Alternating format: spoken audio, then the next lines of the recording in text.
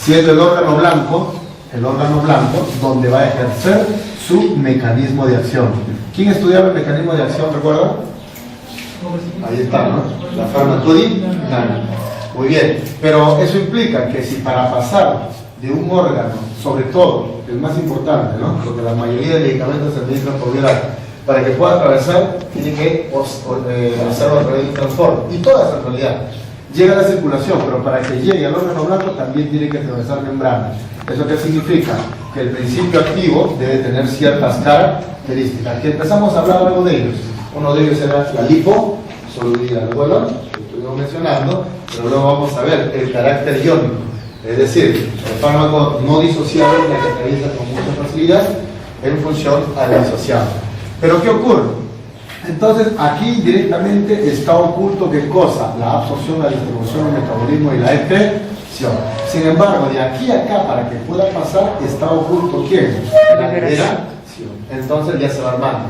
Liberación, absorción, distribución, metabolismo y excreción. Y acá, ¿qué se va a generar? La interacción de las dianas moleculares localizados en las células para que puedan interactuar con el fármaco que ingresa.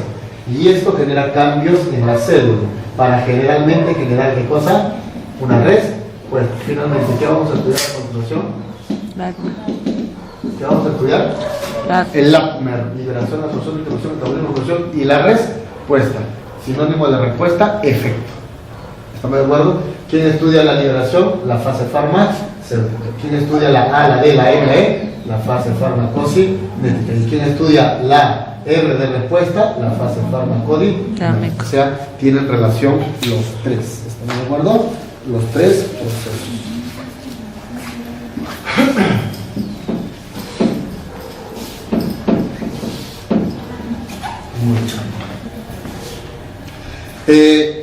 En otras palabras, en este cuadro se reduce todo lo que acabamos de mencionar.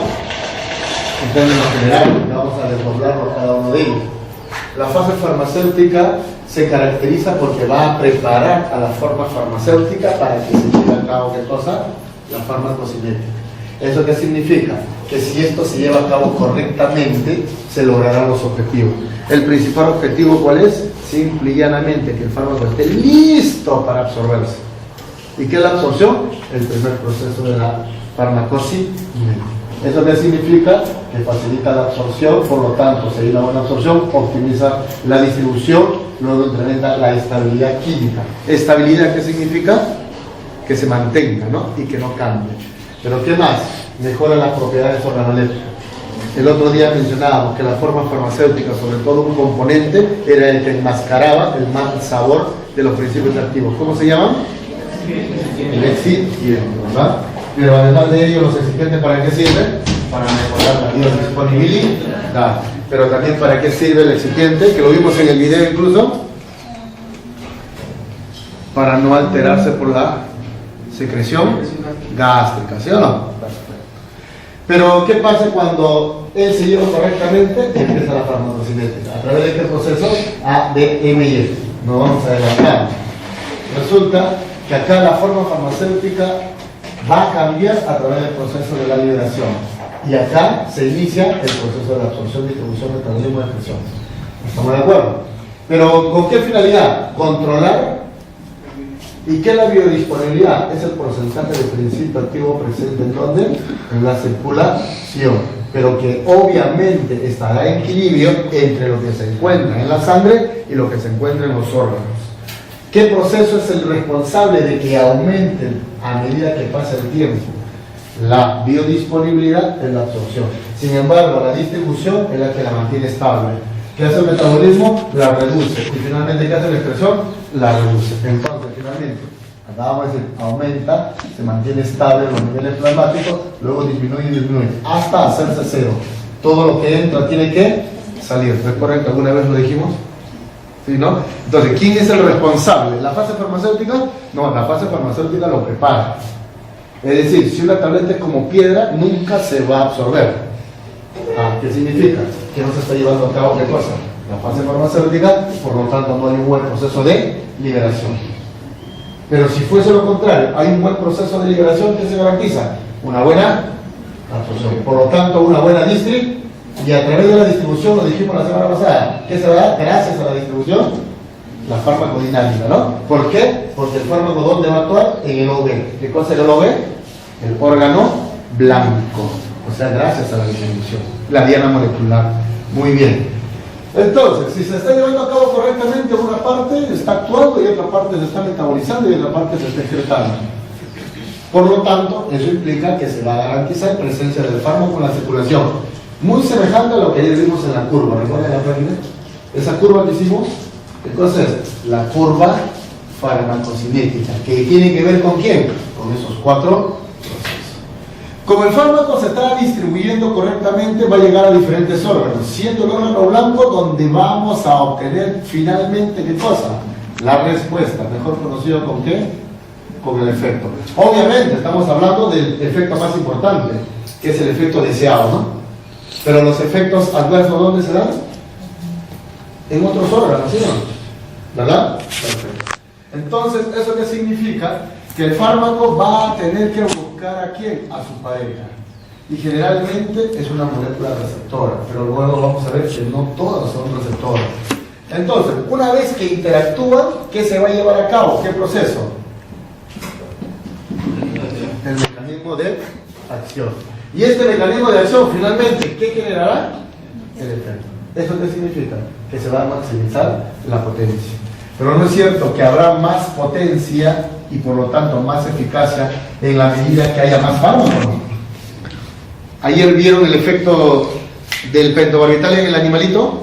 ¿Cuándo se daba la máxima potencia? Cuando había mayor absorción. ¿Sí o no? Porque apenas le aplicamos, ¿qué pasaba con el animalito? Empezaba a perder el equilibrio. ¿Qué significa? Que ya empezó a ¿qué? A absorberse. Por lo tanto, una pequeña cantidad, ¿a dónde ha llegado? A su receptor. ¿Y qué le está generando? Su mecanismo de acción. ¿Y cómo lo observábamos? Con el desequilibrio. Y por ahí pasaba más tiempo, y por ahí, pero por eso se cae el animalito, y se caía. ¿Por qué se caía? Porque aumentaba la absorción, por lo tanto, más fármaco llegaba ¿a dónde? Al órgano blanco. Por lo tanto, había más interacción ¿con qué? Con receptores. Y llegó un momento, ¿no es cierto que se durmió? ¿Por qué se durmió? Porque seguramente ha habido el mayor número de receptores unidos ¿a quién? Al fármaco. Por lo tanto, se ha maximizado la potencia. La selectividad. Esto no necesariamente ocurre con todos los fármacos. Eso implica que hay muchos fármacos que actúan selectivamente en una diana molecular, pero cuando lo hacen en dos o más, generan muchos efectos adversos. ¿Estamos de acuerdo? Minimizar la toxicidad, definitivamente. Esto está relacionado ¿con qué? Con la absorción, pero sobre todo ¿con quién? Con la distribución de los órganos blancos. Pero por suerte, a medida que va actuando él, una parte que va a pasar, se va a ir metabolizando. ¿Para qué? Para que vaya disminuyendo y por lo tanto se reduzcan los efectos tóxicos. ¿Estamos de acuerdo? Mientras más selectivo es, menos tóxico será. ¿Estamos de acuerdo? Entonces, ¿qué es lo que vamos a hacer nosotros? Vamos a desdoblar cada una de las fases con la finalidad de entender mejor cómo es que se consiguen esos objetivos. De la siguiente manera. La fase farmacéutica es la más simple, ¿ok? Es la más simple. ¿En qué consiste? Simple y llanamente en lo siguiente. A esta fase farmacéutica también se le llama así, bien claro, fase biofarmacéutica, ¿sí? En donde fundamentalmente acá se va a garantizar, se garantiza la presencia del principio activo en el torrente sanguíneo, pero eso implica que acá se tendrá que preparar a la forma farmacéutica. ¿Estamos de acuerdo? Todos sabemos que lo que comemos, lo que consumimos es un xenobiótico, ¿verdad? ¿Y nuestras células qué necesitan? ¿La carne en sí? No, los componentes de la carne, ¿sí o no? ¿Qué necesitan? Carbohidratos, lípidos, proteínas, ¿verdad? Si nosotros consumimos una tableta, ¿nuestra célula necesita la tableta para regularse y por lo tanto estar mejor en nuestra salud? No, necesitan el componente de la tableta. Entonces, ¿eso qué significa? Bien clarito. que depende de varios factores. Uno de ellos es la forma farmacéutica. Y nosotros ya lo habíamos mencionado, que existen varias formas farmacéuticas. ¿Recuerdan? Las sólidas, las semisólidas, las líquidas y las gaseosas. Conociendo la forma farmacéutica, indirectamente, ¿qué conozco? La vía de administración. ¿Estamos de acuerdo? Pero ¿eso qué significa? Que para que esta forma farmacéutica pueda administrarse por una vía y obviamente, bien claro dice, sea preparado para una buena absorción, acá debe de ocurrir los primeros cambios. ¿Pero qué tipo de cambios? Fundamentalmente físico, nada más. ¿Eso qué significa? Que estos cambios físicos se realizarán a través del proceso de la liberación. Y este proceso de liberación, dependiendo de la forma farmacéutica, utilizará las 3D, que significa la primera, desintegración, desagregación y disolución. Entonces, ojo, acá empieza la fase farmacótica y todo esto, ¿qué cosa es? La fase farmacéutica. Entonces, se está cumpliendo lo que habíamos dicho, garantizar la presencia del principio activo del torrente sanguíneo. ¿Cómo se llama eso? Absorción. Ah, ok. Para que un fármaco se absorba, ha tenido que pasar todo este proceso. ¿Cómo se llama el proceso? De liberación. ¿Y dónde se lleva a cabo? En la fase farmacéutica. ¿Estamos de acuerdo? Siempre, siempre, siempre. Pero ¿qué sucede? Para eso es necesario conocer a las vías, y lo habíamos dicho. Una forma de clasificarlo es la vía extravascular y la otra es intravascular. ¿Y solo cuál es la diferencia? El tiempo de alcanzar la circulación. ¿Cuánto tiempo tarda la administración endovenosa en llegar a la sangre? ¿Cuánto tarda? 0, ¿sí o no? Directo a la circulación.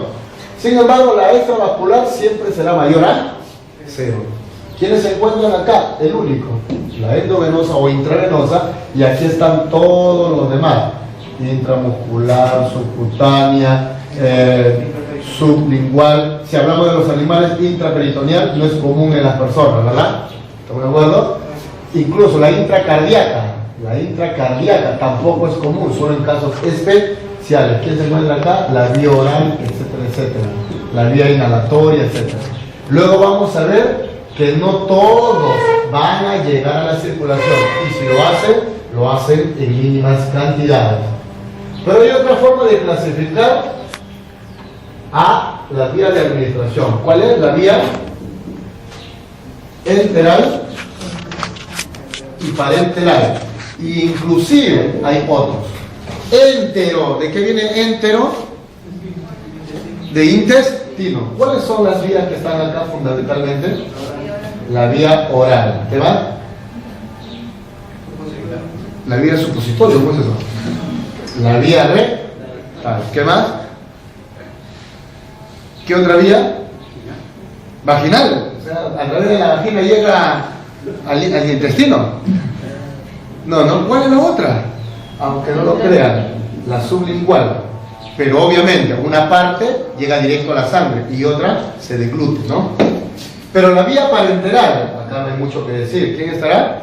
La vía intramuscular, la vía subcutánea y la vía endovenosa, fundamentalmente. También se encuentra esta, pero sin embargo ella no se emplea clínicamente para tratamientos o para lograr objetivos terapéuticos, sino solamente se realizan para ensayos de hipersensibilidad.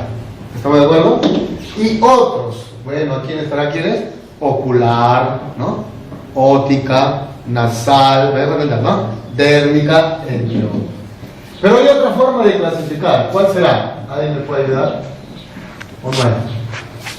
De acuerdo a su vía, de acuerdo a su acción. Aquellas que son de acción sistémica y aquellas que son de acción local. ¿Cuál es la diferencia? La cantidad de principio activo en la circulación. Cantidad de principio activo en la circulación. ¿Dónde se supone que llega en gran cantidad o en gran proporción el fármaco a nivel circulatorio? La sistémica, ¿sí o no? Pregunta, ¿la acción local llega o no llega? Puede ser, ojo, que llegue en mínimas concentraciones, inclusive que no llegue. Un ejemplo, si tomamos aceite de ricino, ¿qué tipo de acción genera? ¿Local o sistémica? Para que te pueda ayudar a evacuar. ¿Sistémica? No, solo local. Nunca va a llegar a tu sangre, jamás. ¿Estamos de acuerdo? El aceite de ricino. A ver, agarra una cuchara de aceite. ¿Va a llegar a tu sangre? Nunca. ¿Estamos de acuerdo? Ojo. Profesor, acción local, o sea, no va a llegar. En algunos casos no llega. Y si llega, ¿cuánto es? Mínima cantidad. Biocular, si te echas una gotita, por ahí una vez me dijeron, en la farmacia, doctor, ¿sabe que cuando me echo la gota, siento un sabor desagradable? ¿Qué opinan? Me echo una gota en el ojo y siento un sabor desagradable. ¿Qué opinan? ¿Me está mintiendo o es verdad? O lo contrario, me echo una gotita nasal y me empieza a doler la cabeza.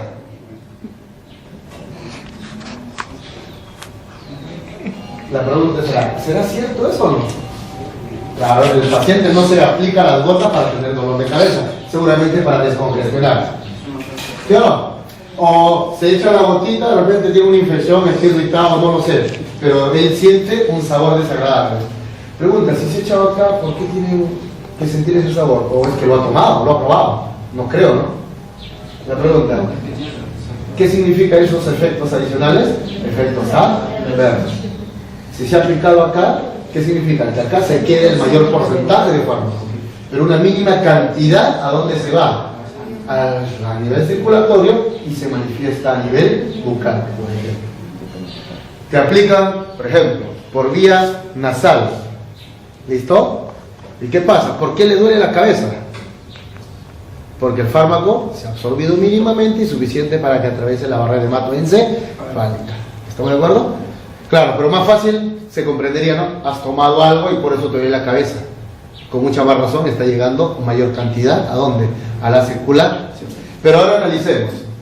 Tienes una infección micótica y te aplicas una crema antimicótica, habrá taquicardia, habrá dolor de cabeza, habrá diarrea, habrá náuseas y vómitos. ¿Qué opinan?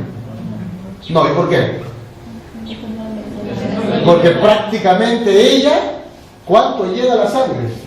Nada, pues me dejo entender, ¿no? Porque si llegaría a la sangre diríamos, oye, acá tengo hongo, acá también, me aplico acá para que llegue acá. Eso no es cierto, ¿verdad? ¿Sí o no? Me dejo entender, ¿no? Sin embargo, una aplicación oral de un antimicótico va a actuar solo acá, en tu mano izquierda, va a actuar acá. ¿Y cómo llegó si no te la has aplicado tópicamente? A través de la circulación, lo que significa que ha alcanzado una acción sistémica. ¿Estamos de acuerdo? El inhalador salbutamol produce una acción sistémica o local, pero analícenlo, o los dos. Si es los dos, es porque queremos un efecto esperado, ¿sí o no? Y puede tener efectos adversos, claro que sí. Un inhalador, salbutamol. Rapidito se dilata el bronquio. ¿Cuál es la principal vía de administración para que una sustancia ingrese directamente a los pulmones? ¿La vía oral, la vía endovenosa, la vía sublingual, la vía inhalatoria? ¿Cuál es? ¿A dónde llegó el aire primero? ¿A la sangre? ¿El oxígeno llegó? No, primero llegó ¿a dónde? ¿A tu pulmón?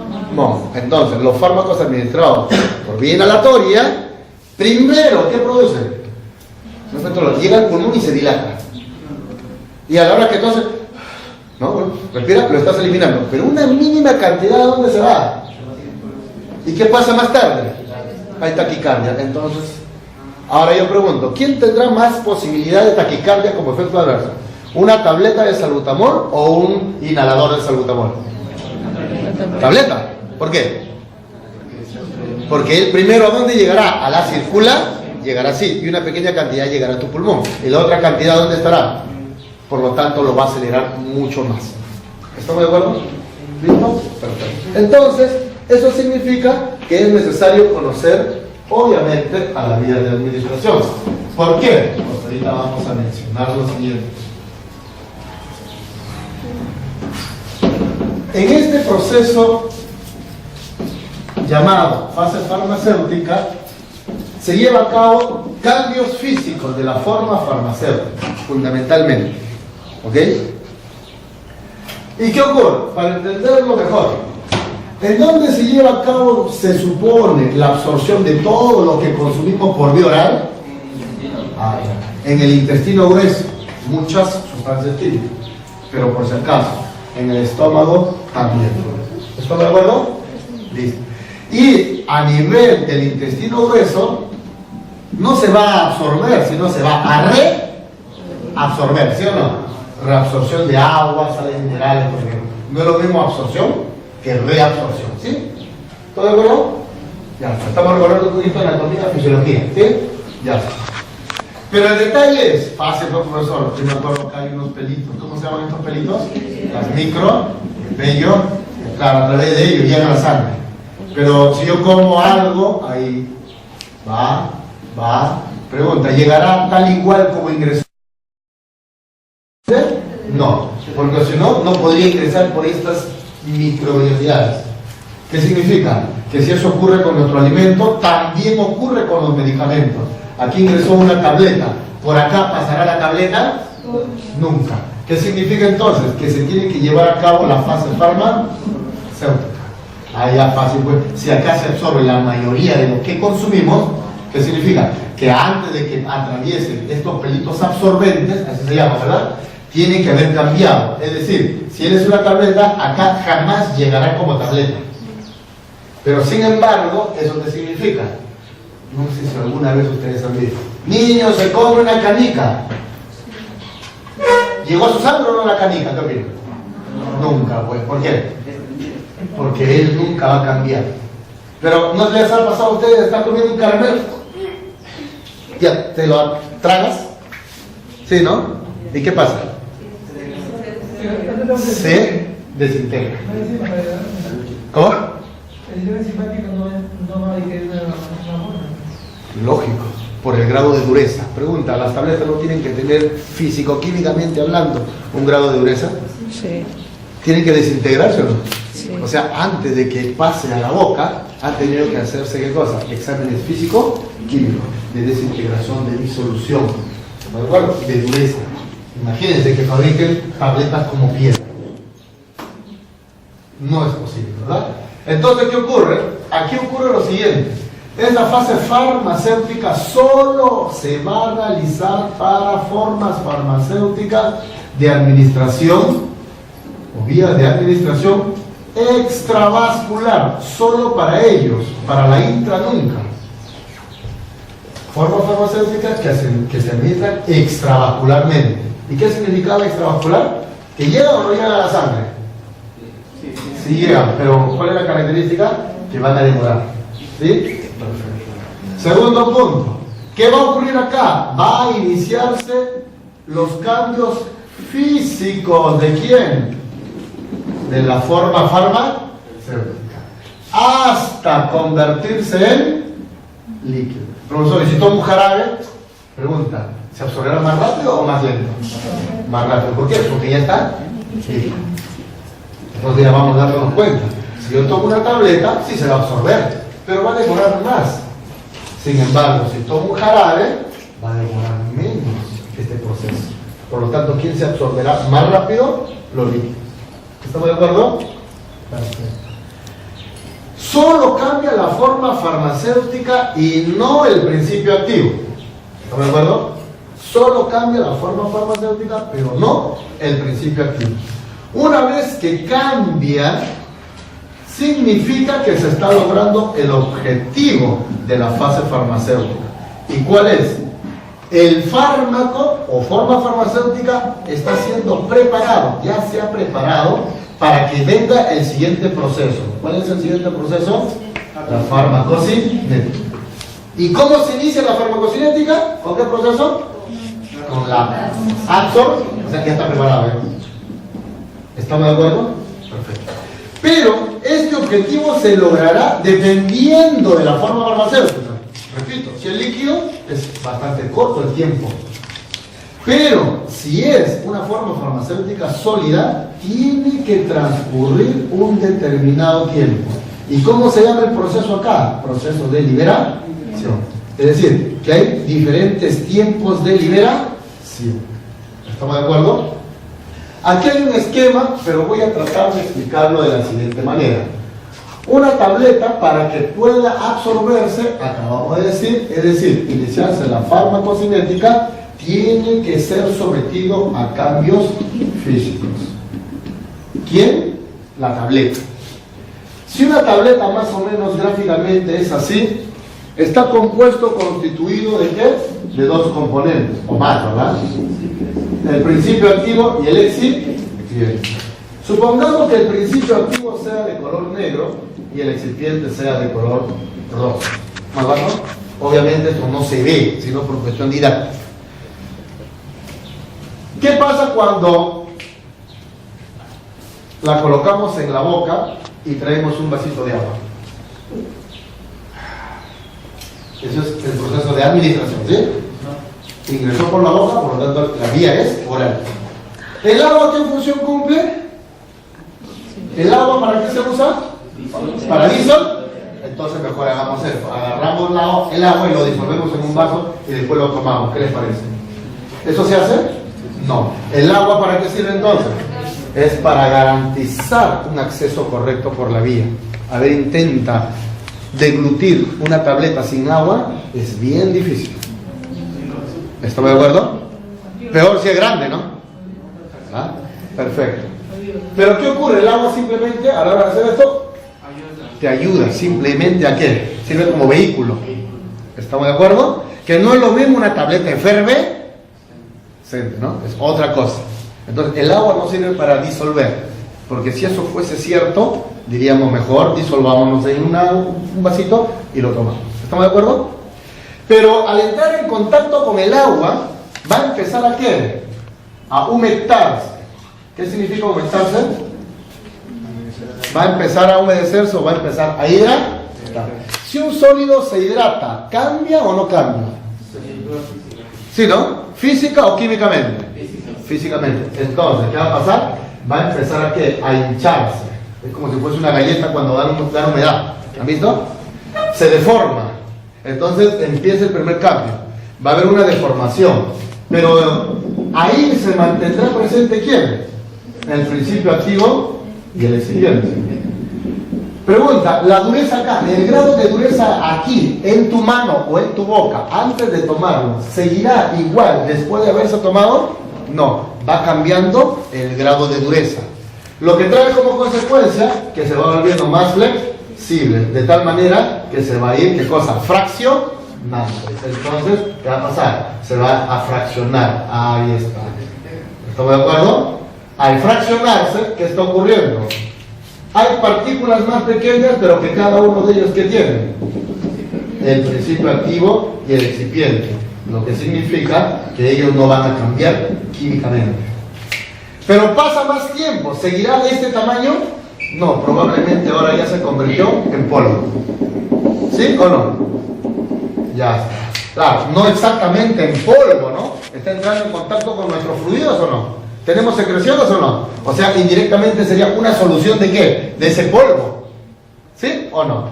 Pero juntos, ¿quiénes estarán siempre? El principio activo y el excipiente. Pregunta, están juntos pero ya están en forma líquida. ¿Ya pueden ingresar? ¿Sí? No. El único que ingresa, ¿quién es? El principio activo. ¿Qué significa entonces? Se tienen que separar. Si el principio activo era rojo, por acá estará el principio activo rojo. ¿Listo? Y aquí está ¿quién? El excipiente. Ya se han separado. Pero finalmente, este principio activo, ¿bajo qué forma tiene que estar? Por lo tanto, ahora sí que pasa, se absorbe. ¿Eso qué significa? Que de aquí hasta acá ha habido un cambio. Básicamente, ¿cómo se llama? La primera D, desintegración. Y de aquí a acá, ¿qué cosa ha habido?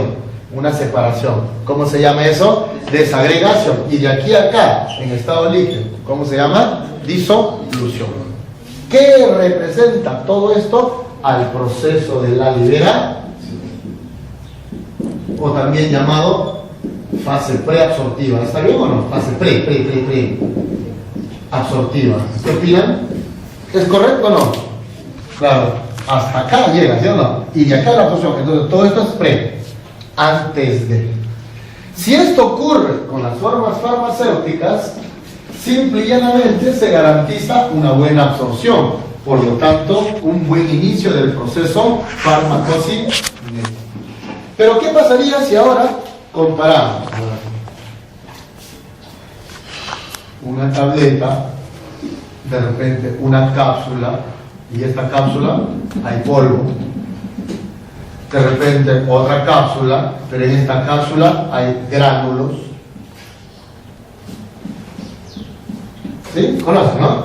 Alguna vez de curioso hemos hecho esto. Hemos abierto y hemos encontrado polvo. Y la otra hemos encontrado bolitas. Y las cápsulas blandas, que ya no se pueden abrir, ¿no? ¿Verdad? ¿Qué contienen dentro? Un líquido.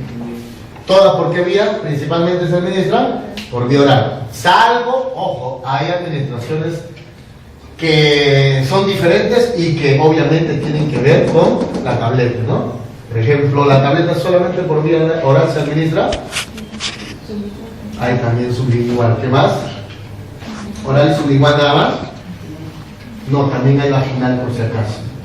¿Sabían eso o no? Tabletas vaginales. ¿Sabían o no? Sí. No, óvulos es otra cosa. Son tabletas duras, ¿sí? ¿Sí? ¿Sabían, no? Entonces hay que saber, no vaya a ser que a tu clienta, ¿no? Le des, está tomando con agua cuando es por vía vaginal. ¿Listo? Es probable, ¿sí? Pero eso nunca ocurrirá, obviamente. La pregunta será, ¿todos ellos tienen o no tienen principios activos? Obvio. Por lo tanto, si se administran todos por vía oral, ¿se van a absorber o no? Obvio. Y si se van a absorber, ¿tienen que pasar por el proceso de liberación o no? Claro que sí. Pero ¿cuál es la diferencia? ¿Cuál? Ya lo dijo tu compañera, lo dijimos hace un rato. El tiempo de liberación. ¿Quién tendrá un tiempo de liberación cortísimo? El más pequeño. ¿Quién?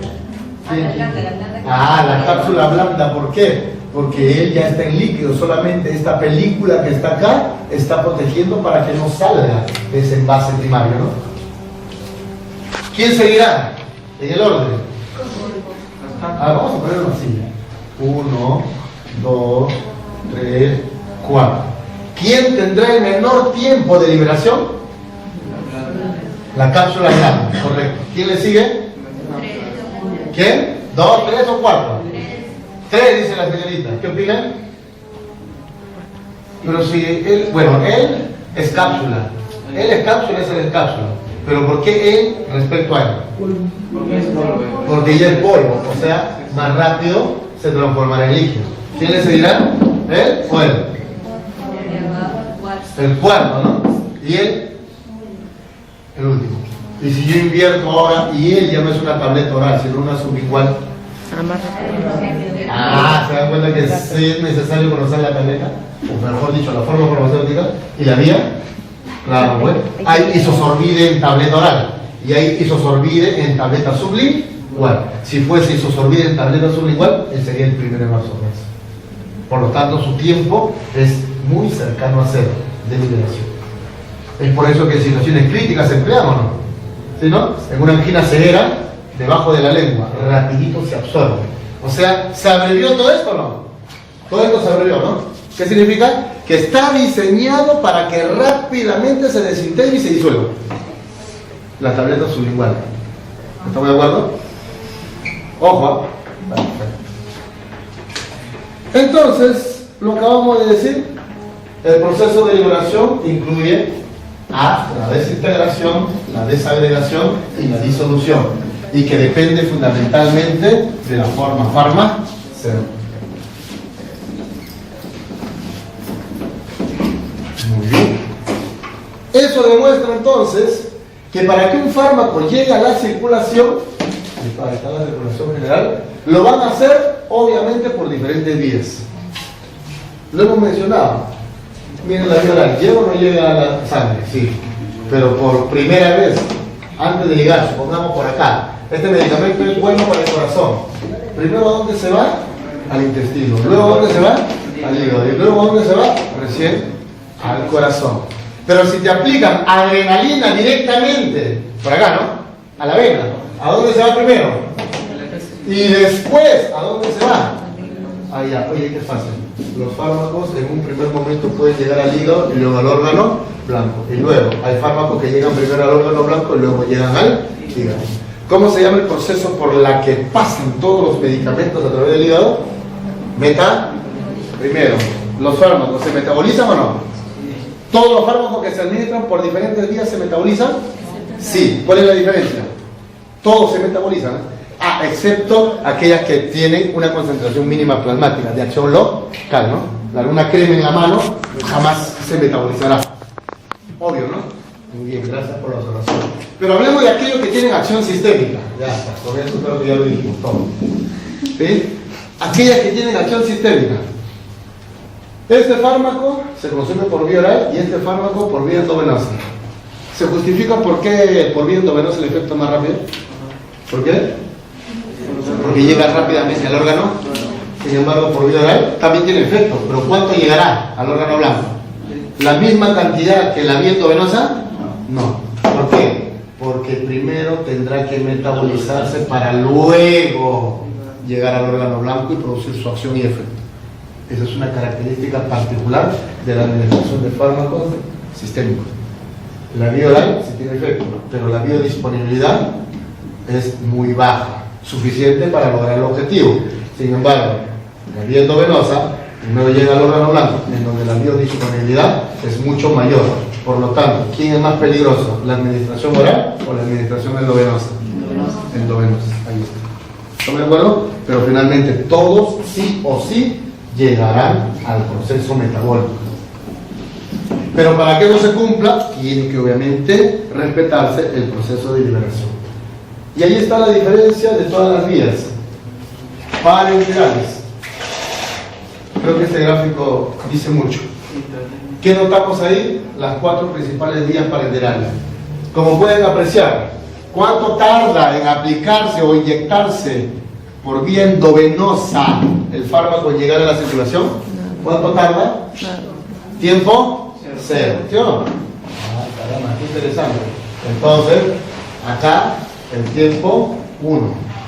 Vía intramuscular, que está más arriba, ¿qué necesita? Un tiempo 2. La vía subcutánea está más arriba, ¿qué necesita? Un tiempo 3. ¿Para qué? ¿Cómo se llama el proceso por la que se garantiza que el fármaco ya esté en la sangre? Absorción.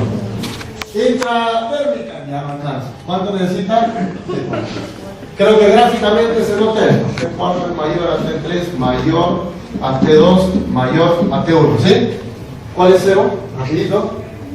Ya, esto es igual a 0. Por lo tanto, T2, ¿alguna vez será 0? No. ¿Estamos de acuerdo? T4 es el más grande. Tan grande es que cuando te inyectan sobre la piel, ¿qué ocurre? Difícilmente llegará cantidad suficiente de fármaco a la sangre, motivo por el cual no se emplea como parte de una terapia. ¿Qué representan estos tiempos? El tiempo de liberación. ¿Para qué? Para poder alcanzar la circulación. ¿Estamos de acuerdo? Perfecto. No hay mucho que decir ahí.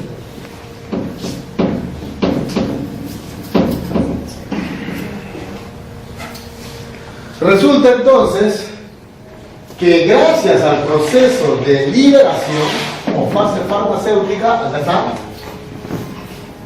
gracias a este proceso se garantiza la presencia del fármaco ¿dónde? En la circulación. ¿Listo? Por vía oral y por vía rectal, ¿se absorben o no se absorben los fármacos? Sí. Por lo tanto, ¿es de acción local o de acción sistémica? Sin embargo, más adelante vamos a ver que no todos los que se administran por vía rectal tienen efectos sistémicos. También hay efectos locales. ¿El paracetamol produce una acción local o sistémica? Por vía rectal. Ya. Forma farmacéutica. Supositorio de paracetamol. ¿Produce una acción sistémica o una acción local? Supositorio de glicerina, ¿una acción sistémica o local o los dos? Creo que ya más o menos lo entendimos, ¿no? Primero, ¿el paracetamol para qué sirve? Para la fiebre, por ejemplo, ¿sí? ¿Cuál es el órgano blanco del paracetamol para controlar nuestra temperatura corporal? ¿Cuál? A nivel hipo. ¿Cómo llegará del recto hasta acá? ¿Cómo? A través de la circulación. ¿Qué significa? Tiene que tener una buena absorción. Pero ¿te imaginas que esa tableta no se desintegre, perdón, ese supositorio no se desintegre, no se desagregue, o sea, esté como piedra? ¿Cuánto llegará a la sangre? Nada. Por lo tanto, ¿qué pasará con la temperatura alta? Se mantendrá elevada. ¿Me van a entender? Ahora, le han recomendado a este paciente supositorio de glicerina. ¿Para qué la glicerina? ¿Para qué? ¿Para qué es el supositorio de glicerina? Para evacuar. O sea, actúa como la sangre. ¿Cuál es su órgano blanco de la sangre? Sistema nervioso, el corazón. ¿Cómo que no va a tener? Si tiene un órgano blanco, o si no, no produciría efecto. ¿Cuál es? El intestino grueso. O sea que cuando llega el intestino grueso se absorbe. No. ¿Qué le hace? Bien simple, lo estimula el intestino grueso para que se mueva más. Modifica la movilidad intestinal. Por lo tanto, aumenta el peristaltismo. Y si aumenta el peristaltismo, las heces sólidas se van a ablandar. Y al ablandarte, ¿qué va a pasar? Ahí va. ¿Llegó a la sangre o no la glicerina? No llegará. ¿Estamos de acuerdo? Pero pueden apreciar que por todas las vías sí o sí llegan a dónde. Y luego ven las conexiones hacia los diferentes órganos y tejidos. ¿Cómo se llama todo este proceso en donde llega el fármaco a la sangre y está prácticamente repartiéndose a los diferentes órganos y tejidos, inclusive al hígado? Y por acá, si no me equivoco, estará el riñón. ¿Cómo se llama ese proceso? Farmacocinético. Todo de acá hasta acá la farmacocinética. Entonces se está respetando lo que dijimos. Para que esto se dé correctamente, ha tenido que prepararse, ¿no? ¿O no? Pero de todos ellos, de todas estas vías, ¿quién tiene un proceso farmacocinético pero bastante corto? De todas esas vías, oral, rectal, percutánea, etc. ¿Quién de todos ellos tiene una fase farmacocinética corta? La percutánea, dice, ¿no? Vean ahí, por la piel también se absorben algunas sustancias. ¿Sí o no? Claro, pues, se absorben. ¿No han visto los parches anticonceptivos transdérmicos? ¿Dónde se coloca la chica? Acá. Para que le genere su acción acá en el glúteo, no, tiene que actuar ¿dónde? A nivel del aparato reproductor. ¿Y cómo lo hace? A través de la sangre. ¿No han visto los parches transdérmicos de nitroglicerina para la angina de pecho? ¿Tiene que absorberse o no? Sí, acá estamos hablando de las que sí se absorben. ¿Me dejo entender? Pero ¿cuál de todas esas vías que están ahí tienen una farmacocinética bastante corta respecto a lo demás? Está ahí clarito, seamos observadores. ¿Quién? La inhalatoria, porque así como entra, rapidito se puede ir. Y una pequeña cantidad, ¿a dónde se va? A la sangre. ¿Estamos de acuerdo? ¿Pero qué fármaco? Salbutamol. No es el salbutamol. ¿Quién? Tampoco. Los anestésicos GN. Imagina que el paciente requiere un anestésico general y que se vaya rápido y empiecen a abrirlo con el bisturí. ¿Qué va a pasar? Doctor, ¿qué está haciendo? ¿Qué diferencia? El salbutamol, ¿qué hace?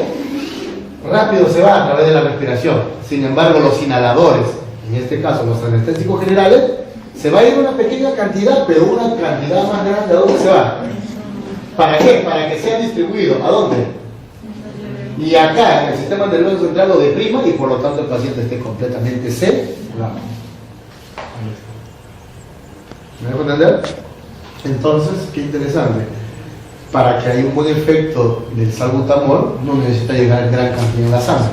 Pero para que haya un buen efecto de los anestésicos generales inhalatorios, es necesario que llegue en gran cantidad. Pero luego que viene la expulsión. Todo eso tiene que ver con el proceso farmacocinético. Entonces, ¿qué vamos a estudiar a continuación? Justamente lo que acabamos de mencionar: absorción, distribución, metabolismo y excreción. ¿Pero de quién depende todo ellos? ¿Cuál? De la caína-progesterona que se toma y que tienes que poner por vía vaginal. Claro, hay óvulos que no se absorben. pero hay óvulos que sí. ¿Estamos de acuerdo? Por ejemplo, un óvulo que no se absorbe.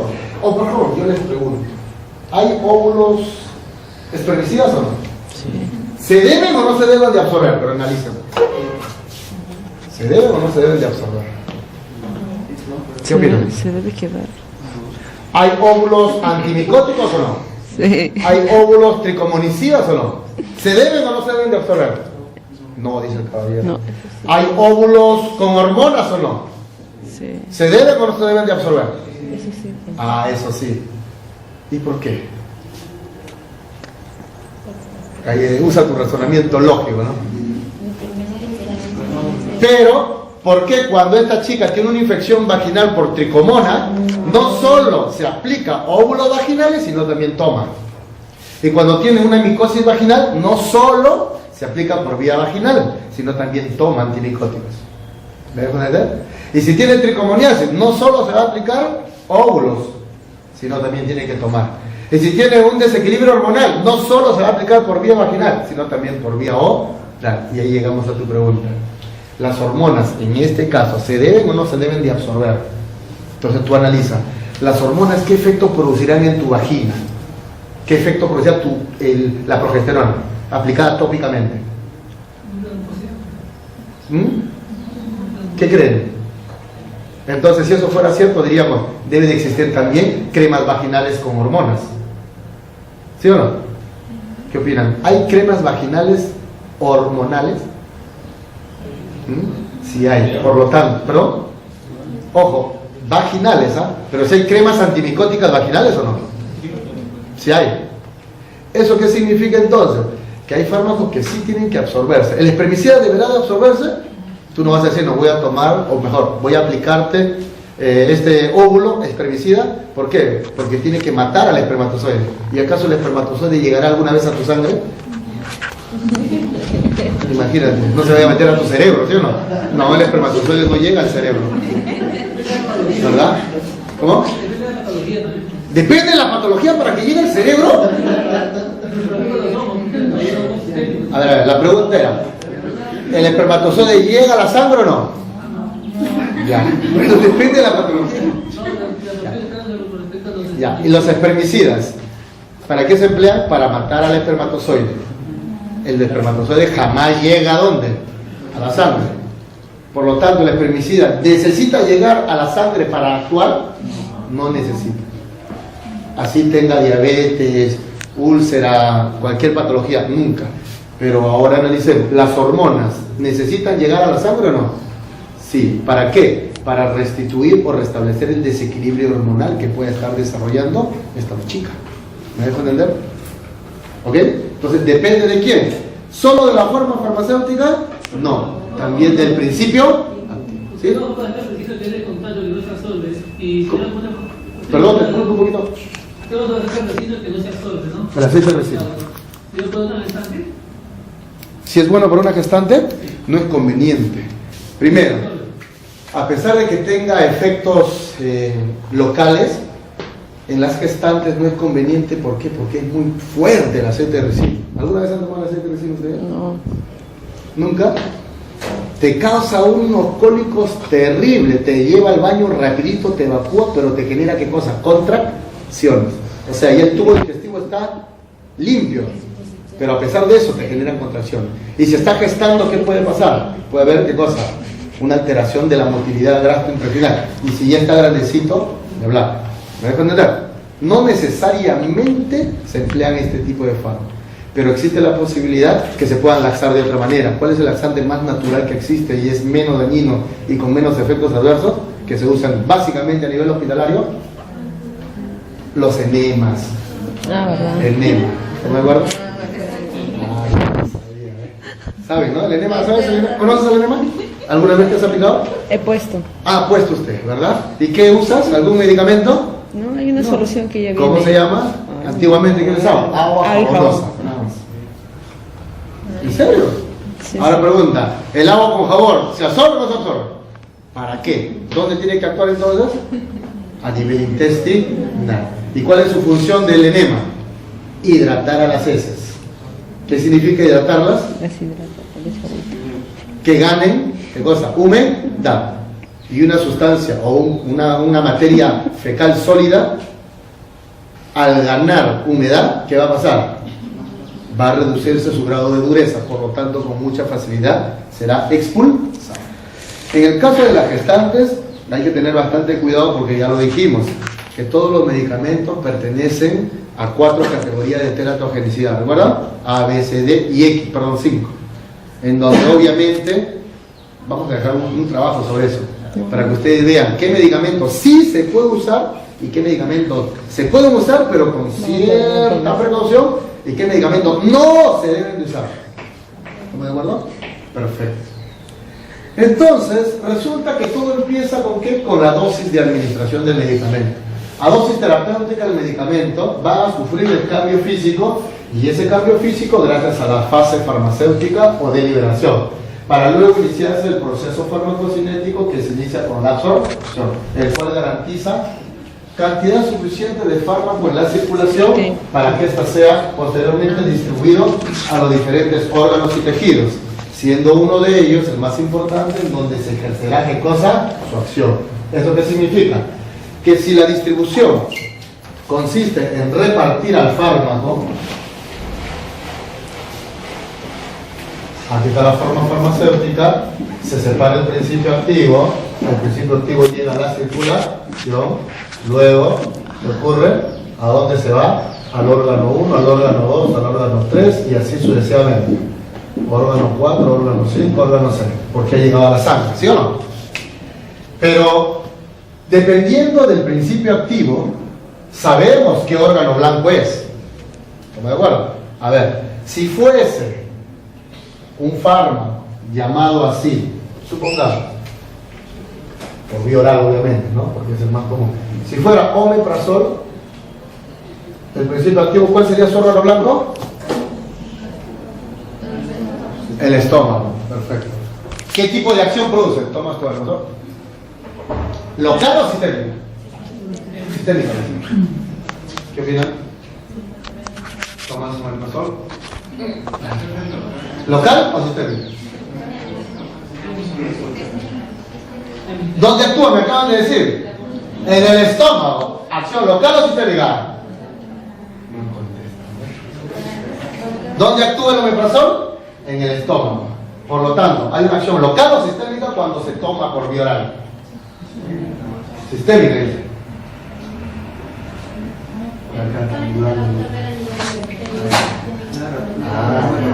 Ahora les pregunto, ¿la aspirina es dañino para el estómago, sí o no? ¿Y el diclofenaco lo es o no? También. ¿Qué es más dañino? ¿Una tableta de aspirina o una ampolla de diclofenaco tomando o aplicándose 3 meses seguidos? ¿Qué es más peligroso? ¿La aspirina por vía oral, que me va a dañar el estómago, o diclofenaco intramuscular? ¿Quién va a dañar más al estómago? Porque ese es su principal efecto de la vida. ¿Cómo? La aspirina, ¿sí o no? Diclofenaco total. Ahora preguntamos, ¿por qué en el caso de la aspirina algunos piensan que por vía oral te va a dañar el estómago más que una ampolla? ¿Y por qué en el primer caso, por qué el omeprazol no actúa en el estómago? ¿Me dejo entender directamente? El efecto. Es que acá hay algo interesante, pues. Tanto el diclofenaco como la aspirina dañan el estómago. Pero ¿quién la daña más? ¿La aspirina porque entra en contacto con nuestro estómago? No. Ese contacto se da a nivel celular. ¿Estamos de acuerdo? A nivel celular. ¿Eso qué significa? Que el diclofenaco también te daña el estómago. Pero tú dirías, profesor, ¿cómo me vaya a dañar el estómago si me han inyectado por vía intramuscular? Nunca entra en contacto con mi estómago. ¿Eso es cierto? Eso es falso. Va a llegar a las células parietales del estómago. ¿Estamos de acuerdo? Ojo. Entonces, si el fármaco llega a la circulación, ahí está, se va a distribuir a los diferentes órganos. Pero supongamos él es el estómago. ¿Qué se va a producir acá? Va a llegar al estómago concentración suficiente para producir ¿qué cosa? Su mecanismo de acción y por lo tanto su efecto farmacológico. Una parte llega ¿a dónde? Al órgano blanco. ¿Y la otra parte dónde está? ¿Y otra parte dónde está? Puede ser en el órgano 1, en el órgano 2, en el órgano 3, en el órgano 4, en el órgano 5, en el órgano 6. Pregunta, si en el órgano 5 yo espero un efecto beneficioso, si llega en otro órgano, ¿qué efecto? ¿Habrá mecanismo de acción o no? ¿Habrá acá mecanismo de acción o no? ¿Qué opinan? Claro, pues, va a haber. ¿Pero qué efecto será? Un efecto no esperado, o sea, raro. ¿Me dejo entender? Claro, pues. Profesor, ¿por qué los anticonceptivos generan como raro náuseas y vómitos?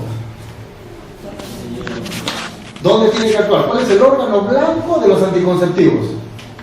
¿Cuál es el órgano blanco? ¿La nariz? El ojo. ¿No? ¿Dónde? ¿Dónde tiene que actuar? En la ovulación. ¿Y dónde se lleva a cabo la ovulación? En el aparato reproductor femenino. Y pregunto, ¿por qué causa náuseas y vómitos? Porque llega la circulación, o sea, cuando llega la sangre tenemos náuseas y vómitos. No, es que una parte... ¿Perdón? ¿Pero de qué parte? ¿Del dedo del pie, por ejemplo? Del hígado, o sea, que si llega al hígado tenemos náuseas y vómitos. No, actúa en el sistema nervioso central. ¿Y qué se encuentra ahí? El centro de vómito. ¿Me acuerdo? ¿Por qué hay medicamentos que sirven para una cosa y te produce taquicardia?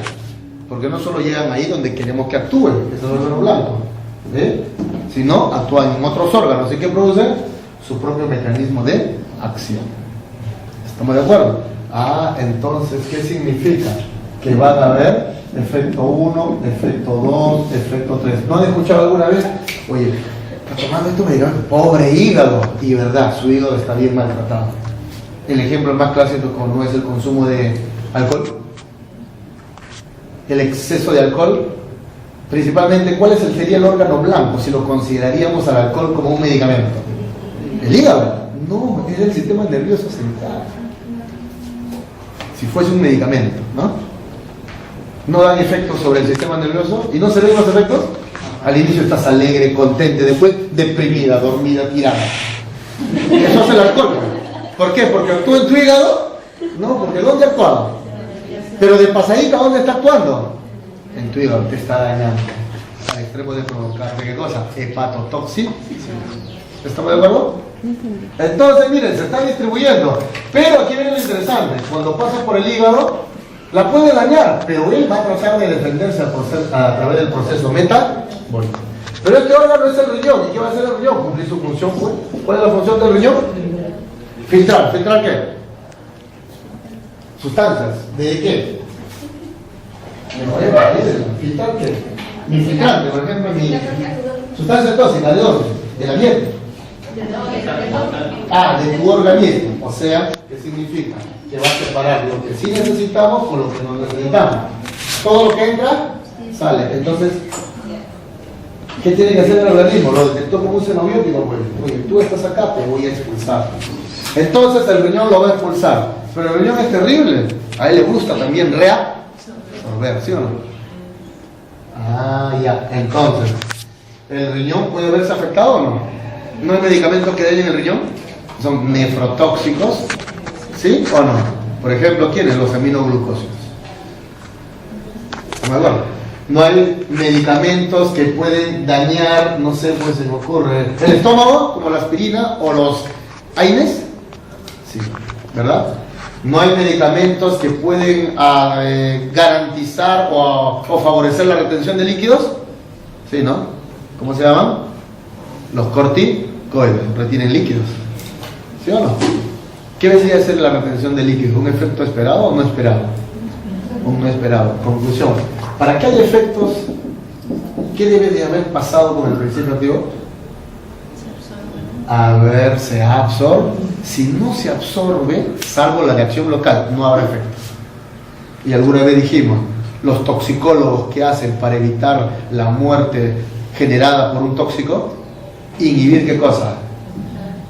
La absorción. Ahí está. Sin embargo, a veces no se puede. Y si no se puede, ¿qué está generando? Efecto 1, efecto 2, efecto 3, efecto 4, efecto 5. Su riñón y su hígado no lo puede defender. ¿Me dejo entender? Tanto así que la capacidad funcional de los órganos se alteran y mueren. ¿Por qué muere una persona que ha consumido insecticida? ¿Porque se dañó el hígado? No, porque hay paro cardiorrespiratorio. ¿Y por qué? Bien simple, se elevan los niveles de acetilcolina y este mecanismo. Y la acetilcolina actúa en muchos órganos. Uno de ellos, ¿cuál es? ¿Y qué pasa con la función cardíaca normal? Va a empezar a disminuir hasta detenerse. ¿Cómo se llama eso? Paro. ¿Qué pasa con la función respiratoria? Se reduce. ¿Por qué? Porque los bronquios empiezan a cerrar. Entonces tendrá que cosa, dificultad para respirar, muy semejante a quién, al asmático. Si se cierra al 100%, no hay oxigenación. ¿Cómo se llama eso? Paro respiratorio. ¿Por qué murió finalmente? Por paro cardiorrespiratorio. ¿Estamos de acuerdo? Pero para que haya un buen efecto esperado y de preferencia no efectos adversos de consideración, es necesario que llegue a la sangre cantidad suficiente. No puedo grabar. ¿Qué es el término de biofase que lo vamos a ver en farmacodinámica? Es aquel término que expresa y representa el lugar de acción de quién? De los principios activos. Resulta que acá en la farmacodinámica hay una curva y ayer lo hicimos, en la farmacocinética hay otra curva, ¿verdad? Para la farmacocinética se necesita la concentración plasmática y el tiempo. En donde acá aumenta, ¿cómo se llama eso? Empieza a mantenerse estable, ¿cómo se llama? Empieza a bajar, ¿cómo se llama?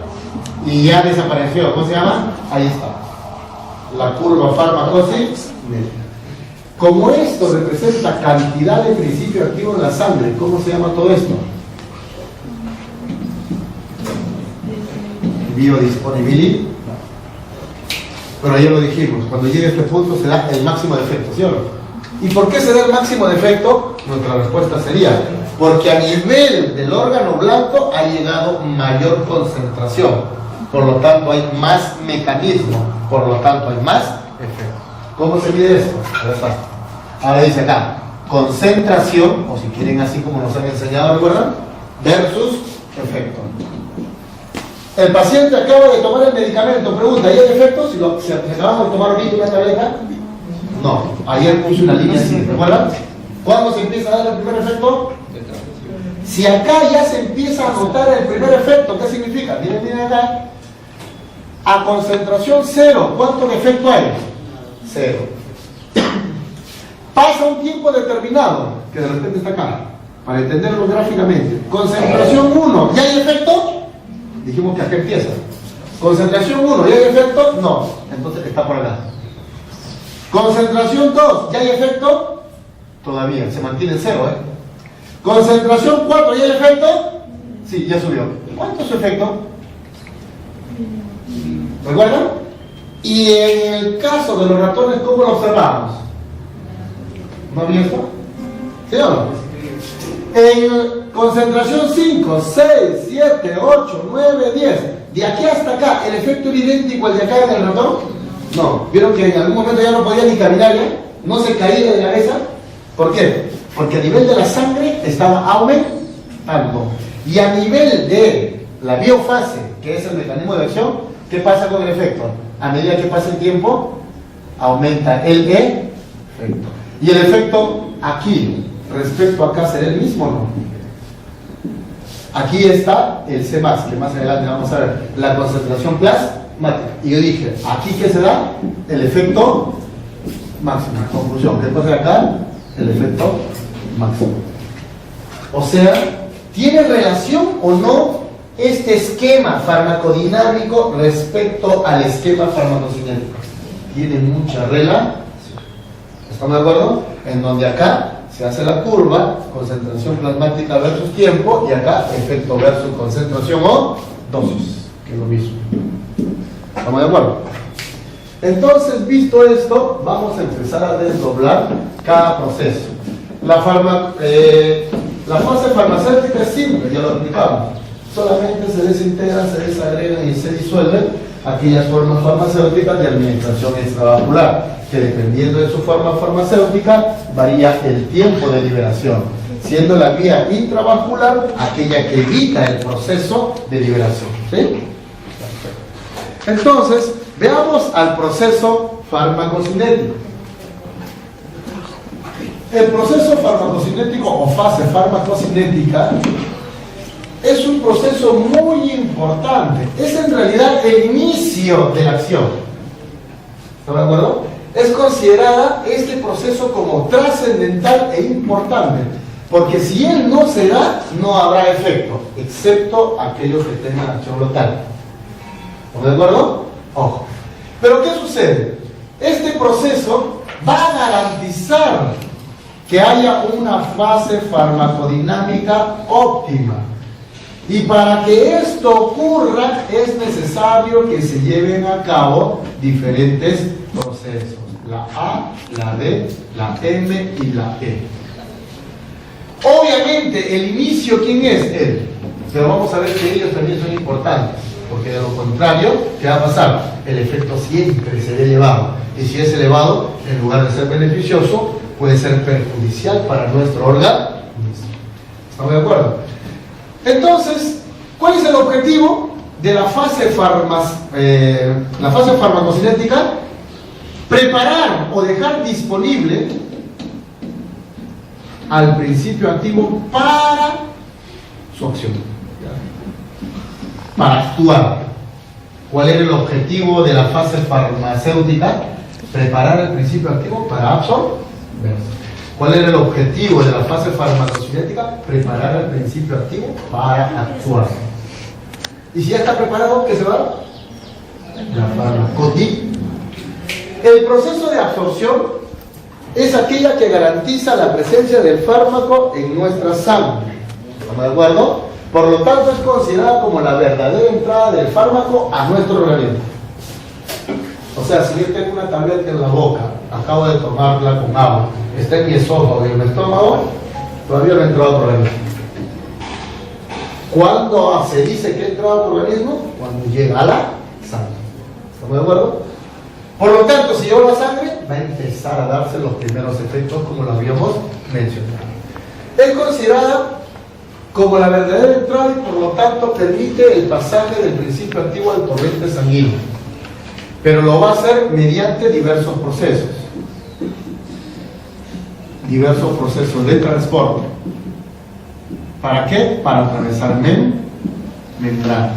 Lo que trae como consecuencia que este principio activo tiene que reunir ciertas condiciones o requisitos, físico-químicos incluso. Por lo tanto, gracias a la absorción, hay una buena biodisponibilidad. Por lo tanto, la absorción es directamente proporcional a la biodisponibilidad. ¿Qué significa eso? Que sea directamente proporcional. A más absorción se garantiza mayor presencia del fármaco en la sangre. Todos lo sabemos eso por matemáticas. ¿Sí o no? Si uno sube, el otro va a ir. ¿Verdad? Perfecto. Pero ¿qué sucede?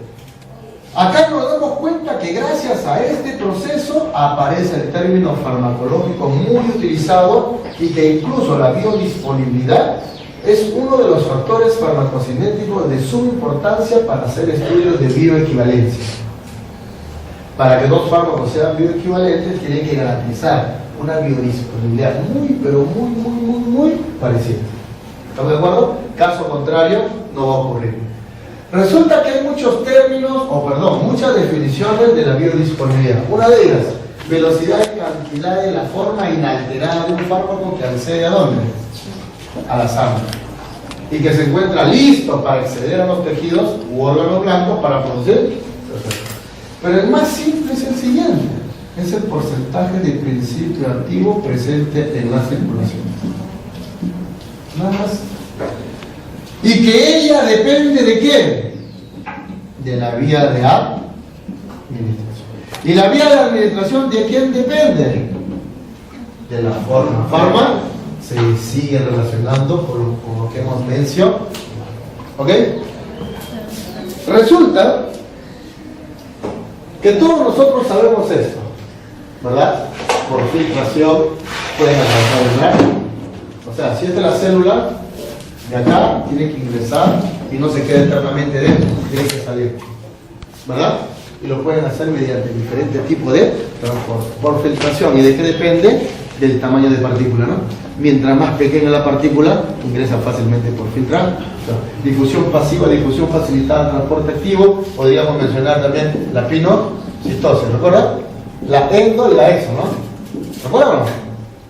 La endo, ¿qué significa? A ver, endocitosis, ¿de adentro hacia afuera o de afuera hacia adentro? ¿No? ¿De afuera hacia adentro dice la señorita?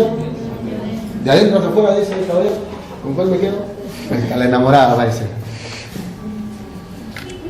Igual que Eso es lo... No, nunca haces eso, ¿eh? No. Nunca, hay que darle la razón, ¿no? Hay que analizar primero. Perfecto. Pero ¿cuáles son los factores? ¿Cuáles son los factores? Ahí está. La permeabilidad. ¿Qué es permeabilidad? ¿Qué es permeabilidad? El paso de determinadas sustancias, ¿no? Perfecto. ¿Qué es biodisponibilidad? Cantidad en la sangre. Metabolismo del primer paso, cuando llega al hígado. ¿Qué, profesor? ¿Eso qué significa? ¿Que para garantizar una buena biodisponibilidad estos factores tienen que considerarse? Claro que sí. Eso implica entonces, para la permeabilidad,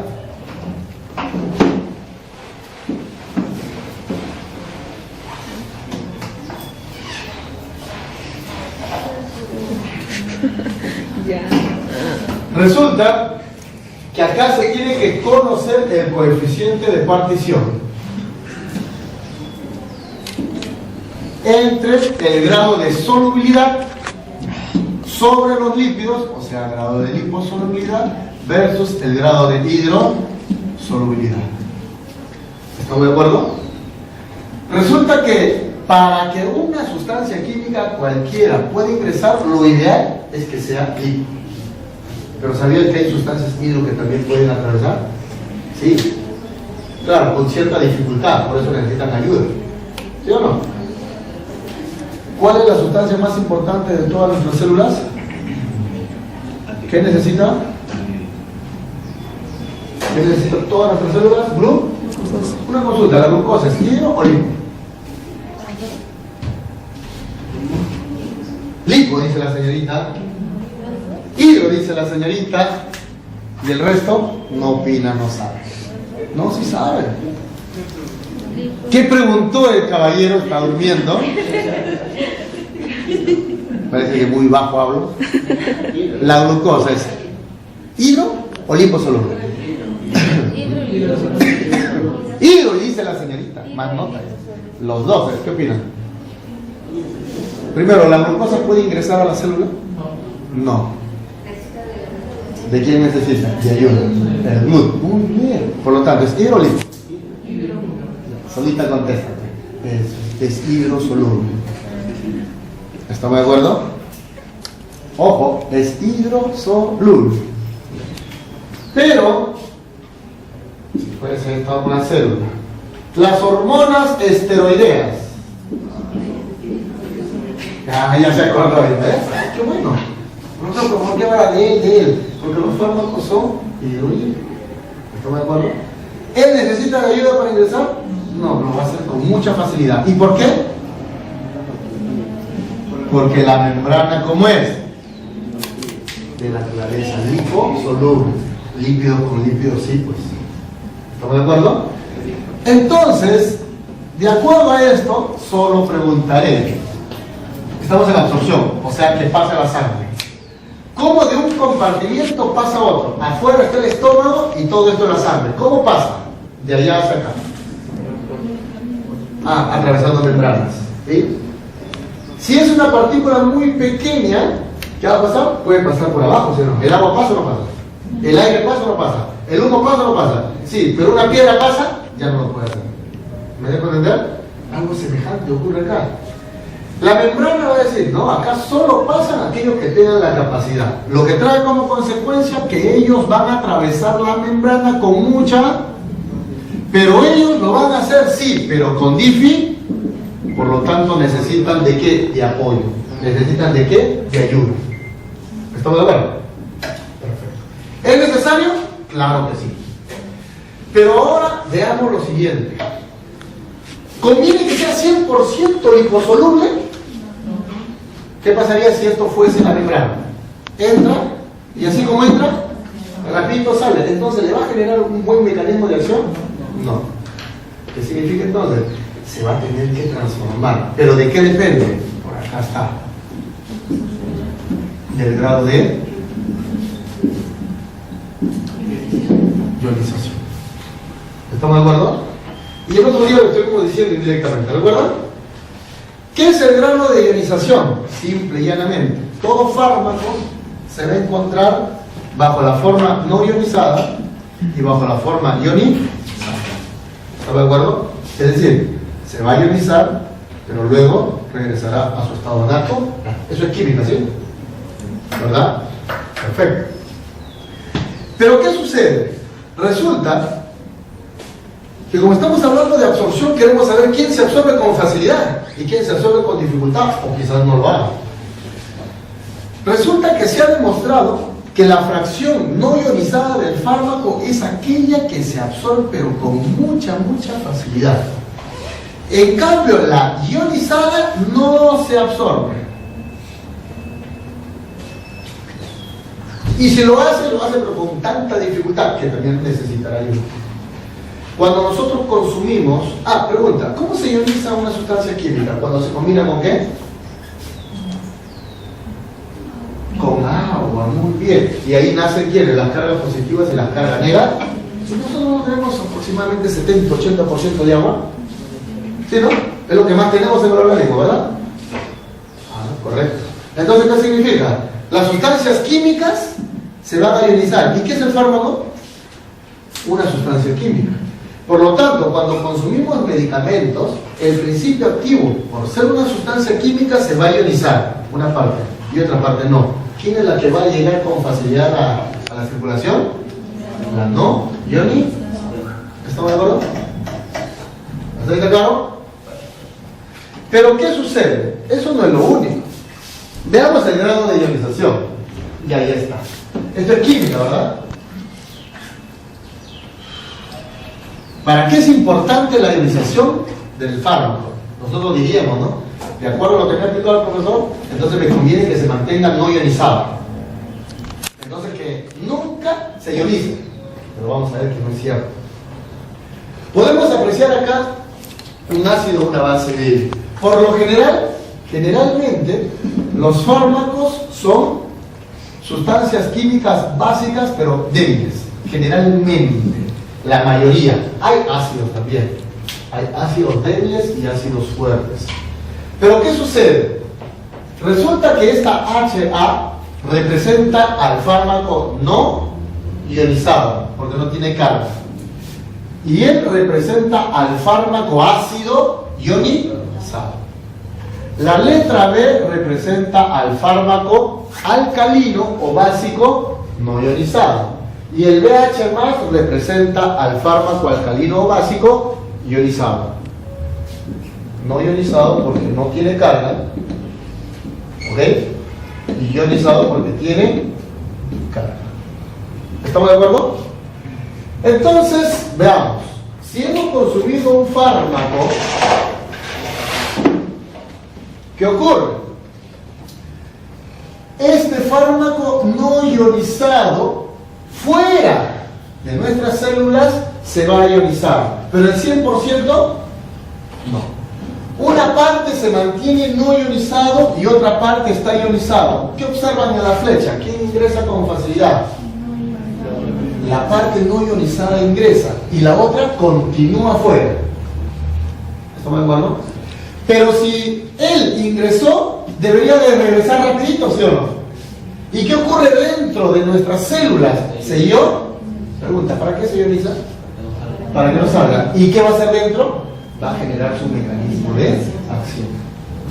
Una vez que ha logrado modificar a la célula, ¿qué pasa con la fracción no ionizada? Con la fracción ionizada. Retorna a su estado natural y sale. Pregunta, ¿el 100% de los fármacos ingresan a la célula? No, una parte, ¿qué está haciendo? Está actuando, otra parte está en la sangre. Pregunta, si está en la sangre, ¿es de naturaleza liposoluble o hidrosoluble esa presencia en la sangre? Hidrolipo. ¿Por qué? Porque la sangre tiene el mayor porcentaje de agua. ¿Estamos de acuerdo? ¿Y qué ocurre con las sustancias alcalinas? Lo mismo. Cuando está no ionizada ingresa y cuando se ha ionizado rebota. No puede hacerlo.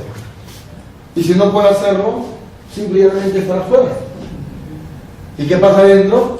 Se ioniza para no salir, ejercer su mecanismo de acción. Y una vez retorna, esto es un equilibrio, ¿verdad? Y por lo tanto regresa. Y ahí se cumple. ¿Las células estarán en constante modificación por la presencia de los fármacos? No. Cada vez que él esté presente, se modificará. Entonces, veamos lo siguiente. Si un fármaco es de naturaleza ácida, ¿listo? Lo habíamos dicho.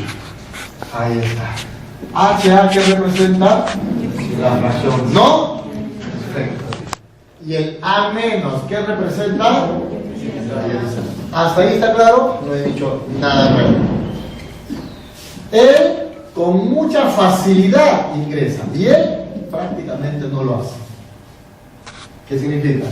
Que de acá pasará a este nivel. Y eso trae como consecuencia que los fármacos de naturaleza ácida tienen mayor absorción en un medio ácido. ¿Cuál es el órgano que se caracteriza porque es de naturaleza ácida? ¿Qué órgano es básicamente ácido? Nuestro querido estómago. ¿Listo? Si el estómago es ácido y consumimos un medicamento ácido, ¿qué hay más? ¿HA o A negativo? ¿Qué hay más? A negativo, o sea, se disocia. Esto también es disociación o ionización, ¿verdad? Repito, tomas aspirina ya. ¿Qué es la aspirina? Ácido acetil salicílico. ¿De qué naturaleza es? ¿Listo? Llega a tu estómago, ¿y tu estómago de qué naturaleza es? Ácido, es un medio ácido. ¿Sí? ¿Estamos de acuerdo? Del fármaco, ¿qué voy a tener más en mi estómago o en su estómago? ¿HA o A negativo? ¿Qué es lo que va a haber más? HA, correcto. Por lo tanto, ¿qué va a pasar con la aspirina? Se va a absorber con mayor proporción. ¿Estamos de acuerdo? Perfecto. Pero todos sabemos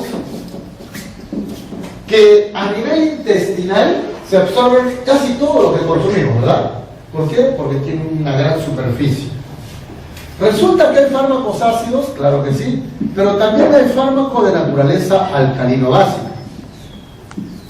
¿Qué significaba? Oye, qué facilito, ¿cómo era? B, ¿sí? ¿Y el otro cómo era? BH, más o menos. Muy bien. ¿Cuál era la fracción no ionizada? La D. Pregunta, ¿quién se va a absorber con mucha facilidad? Por lo tanto, es difícilmente. Pero, ¿qué necesita para que haya una buena absorción? ¿Qué necesita? Un medio alcalino básico. ¿Cómo se llama? ¿Cómo se llama? ¿Estamos de acuerdo?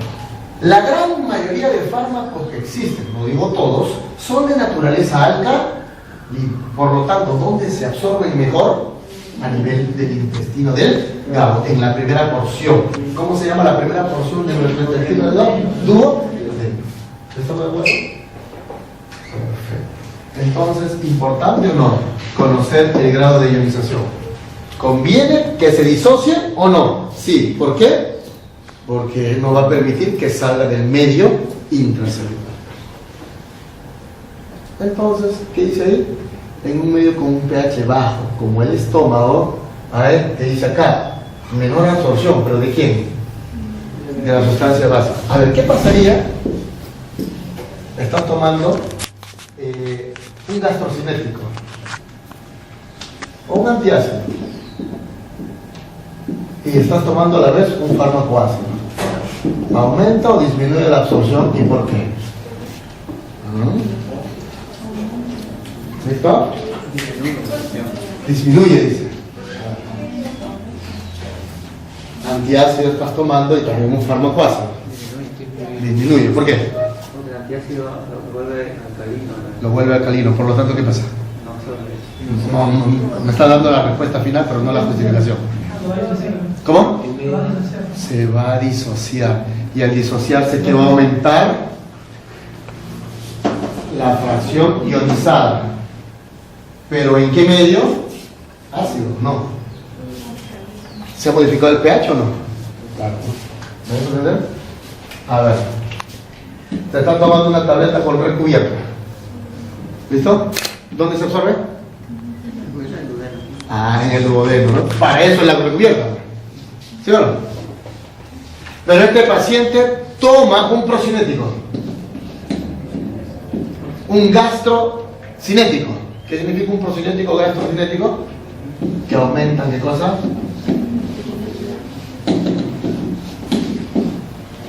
Aumento o disminuye la absorción. La cisaprida, ¿conocen la cisaprida? Por ejemplo.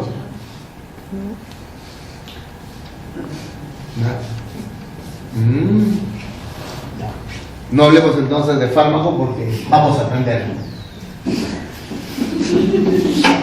Claro, le digo procinético, todavía lo conocen, no hay problema. Tomo una tableta recubierta, ¿listo? Hasta ahí está claro que se absorbe a nivel intestinal. Y toma otro fármaco que aumenta el peristaltismo. O, si quieren, reduce. Al final, tomemos él. ¿Listo? Si aumenta el peristaltismo, ¿aumenta o disminuye la absorción? Ojo, el pH se mantiene, ¿eh? Aumenta la absorción, ¿qué opinan? No tiene nada que ver, ¿qué opinan? Es que tiene que ver con el pH. El pH se mantiene, te estoy diciendo. No, pues, a ver, se está confundiendo. Está tomando una tableta recubierta. ¿Dónde se absorbe? ¿Hasta ahí está claro o no? Para eso sirve la recubierta, para que no cambie con el jugo gástrico, ¿no? Entonces, ¿dónde se va a absorber? En el intestino. El pH sigue siendo alcalino, pero ha tomado también un medicamento que le ha incrementado la motilidad intestinal. Lo ha acelerado. ¿Aumenta o disminuye la absorción? Disminuye. ¿Por qué? Porque está alterando el intestino delgado. Porque está alterando, no hay una buena justificación. Pregunta, ¿para qué sirve el peristaltismo? Primero partimos por ahí. ¿Para qué? Para poderse mover, más o menos. ¿Para qué sirve el peristaltismo? Para que el alimento Pueda absorberse. Empezaste bien. Para que todo el contenido gástrico empiece a pasar más rápido por el tubo digestif. ¿Para eso es el peristaltismo o no? Imagínate si no tuviésemos peristaltismo, ¿qué pasaría? El alimento se quedaría ¿en dónde? En nuestro estómago. Había mucha fermentación y de pronto regurgitación por fermentación, ¿no? Pero no es cierto que los esfínteres se dilatan y al dilatarse llega ¿a dónde? Al intestino que es delgadito. ¿Y cómo va a pasar por ahí el alimento? ¿Gracias a qué? A los movimientos peristálticos. ¿Y para qué? Para ir empujándolo. Y si se acelera el peristaltismo, ¿estará más tiempo o menos tiempo el alimento a nivel duodenal? ¿Estará más tiempo o menos tiempo el fármaco alcalino en el intestino delgado? Por lo tanto, ¿qué pasa con la punción? ¿Aumenta o disminuye?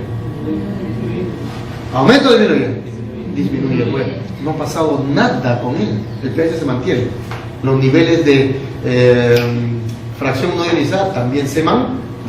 ¿Estamos de acuerdo? ¿Hasta ahí de claro? Por cuestiones didácticas veamos acá algunos fármacos ácidos alcalinos. Miren, todos son ácidos alcalinos, donde pueden apreciar ácidos fuertes. La penicilina, el ácido acetilsalicílico, la furosemida, la feniquimosana, la warfarina, la fenobarbital, teopetal, filigrina, toxina, nitrosamina y oxazepam.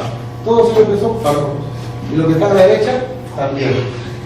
Y todos sabemos, por química, que el pH va a ser pH, ¿cuánto es? 14, ¿sí? Todos lo sabemos. ¿Eso qué significa? Que si un fármaco ácido tiene un pH, también tiene un pH. ¿Sí o no? Por darnos un ejemplo. Obviamente todo depende de qué, del pKa. ¿Recuerdan cómo se determina el pH? Fácil, ¿no? Menos el logaritmo del pKa más el logaritmo de las concentraciones de qué. ¡Ah, eso ya probé! Dice el caballero. ¡Qué suerte! Acá solo necesito que recuerdes eso. No vamos a hacer el logaritmo. Pero, pregunta, ¿qué pasaría si, a lo mejor le voy a dejar como tarea, si una persona toma 2 ácidos a la vez? Uno se va a absorber más que el otro, ¿sí o no? ¿Y de qué depende? Del pH. ¿Pero el pH qué cosa es? ¿El pH qué cosa es? ¿No mide el grado de ionización versus la no ionizada? ¿Y no acabo de explicar? ¿Cómo que no? ¿Recuerdan? Incluso están los amortiguadores, ¿no? ¿Qué hacen los amortiguadores? ¿Qué es un amortiguador? No estamos hablando de carro. ¿Qué es un amortiguador? ¿Qué es un amortiguador? El que equilibra el pH del estómago. ¿De quién? Del organismo. Sí, principalmente ¿de quién? De nuestra sangre. ¿No acuerdan a los fosfatos? Los bicarbonatos, ¿recuerdan? O sea que al buffer lo transforma, ¿no? Claro, o sea, ¿qué pasa? Puede ser que estemos consumiendo sustancias muy ácidas. ¿Y qué puede pasar con nuestra sangre? Puede cambiar, pues. ¿Y quién no lo permite? Los buffers, pues. O los amortiguadores o los transportes. Porque si no se desarrolla con facilidad, ¿qué cosa? Bioquímica. La alta dosis o la acidosa, ¿sí o no? Pero aquí está la clave. ¿Qué dice? Un ácido con un pK muy bajo es muy disociable. ¿Qué te está diciendo? Que habrá más fracción ionizada que la no ionizada. ¿Sí o no? Ojo, por lo tanto es un ácido fuerte. Te está diciendo, un ácido fuerte. La penicilina es un ácido fuerte respecto, por ejemplo, a la teofilina. ¿Cuál de los dos se absorbe mejor? ¿La penicilina o la teofilina? Si bien entendido, y ahí está la clave. ¿Se entiende o no? Hay que saber interpretar. Dice, un ácido con un pK bajo es muy disociable. ¿Qué significa eso? Un fármaco ácido fuerte, ¿no? Hemos dicho, tiene una fracción no ionizada y una fracción ionizada. ¿Estamos de acuerdo? ¿Hemos dicho? ¿Qué es lo que prima? ¿Quién está en mayor cantidad? ¿NI o I? De acuerdo a lo que dice. Un ácido con un pK bajo, ¿listo? Es muy disociable y por lo tanto es un ácido fuerte. Él es un ácido fuerte, correcto, y dice se va a disociar demasiado. ¿Qué significa? Habrá más de... O sea, ¿cuál sería la relación? Sí, se disocia mucho en el mente del estado. ¿La A o la B? Ya, tengo que comer. ¿Cuál sería la respuesta? La B, dice el caballero, la señorita. Sí, se disocia mucho y más de la... Hay menos de la... ¿Cuál es la respuesta? ¿La A o la B? ¿Hay más no ionizada que la ionizada o hay más ionizada que la no ionizada? A ver qué dice ahí. Un ácido con un pK bajo es un ácido fuerte. Es muy disociable. ¿Qué significa? Que se mantiene con carga neutra o con carga negativa. Hay más carga negativa. Entonces, ¿cuál sería la respuesta? Ahora, de acuerdo a esa respuesta, ¿se absorbe rápidamente o lentamente? ¿Cómo se absorbe? Lentamente. ¿Por qué? Porque hay menos que cosa no ionizada. ¿Qué significa? Que la ionizada tiene que convertirse en ¿qué? En no ionizada. ¿Recuerdan que era un doble equilibrio? Ahí está. ¿Y qué te dice acá? Una base con un pK alto o pKb bajo, ¿tiene relación? O una base, es muy disociable y por lo tanto una base... ¿Se parece o no? Sino que está en forma invertida. ¿Estamos de acuerdo? ¿Cuál es su pKa aproximadamente del fenobarbital? 7 puntos y algo, ¿sí o no? ¿Verdad? Pero ¿cuál es el pKa de la cimetidina? Aparentemente 6 puntos y algo. Allá. Si este es su pKa, ¿qué cosa sería? Una base fuerte o una base débil. Está pues casi en intermedio, más se acerca a qué? A la fuerte, ¿no? Pero la nortriptilina, ¿qué cosa es? Una base fuerte. Si es una base fuerte, ¿qué te dice? Es muy liso. ¿Se parece al anterior o no? ¿Me dejan entender? Ahora, por ahí una vez fácil, yo puedo hacer pues en ese sentido, de arriba hacia abajo una flecha, de abajo hacia arriba, etcétera. Al final solamente tendríamos que comparar entre él y él. ¿Se absorben? Sí, se absorben, pero uno lo va a hacer más rápido que el otro, ¿no? Claro que sí. ¿Y de qué depende? De la constante de acidez que tiene toda sustancia química. ¿Y eso qué trae como consecuencia? Lo siguiente. A ver, analicemos. Un fármaco ácido. ¿Cómo interpretamos esta curva? A mayor pKa, hay mejor absorción, aparentemente, ¿sí? Veamos una base.